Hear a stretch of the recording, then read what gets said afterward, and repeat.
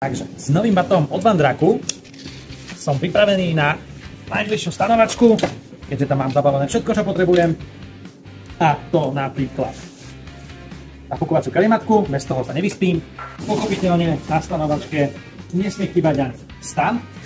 A takisto vždycky je dobré mať aj dobrý spacák. A to není všechno, hosté. Dokázal som si sem zbaliť ešus, kartušu a Vandrak varič, aby som si mohol navariť. A to gule musia byť. Takisto mám aj noteboočik na filmy. Bez toho tiež nezaspím.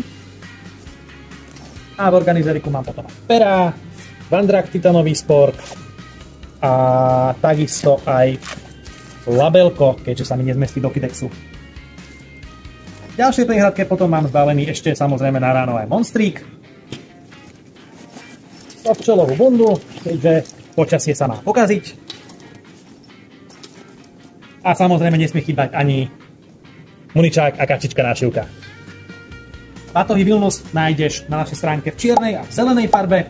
Samozrejmosťou je potom aj vylepšený systém odetrávania na chrbte a spevnená chrbtová časť, čiže ma do chrbta nebude nič tlačiť. Takže ak ťa zaujal, dojdi si ho potom na predajňu alebo čakaj na e-shop. Díky, čau!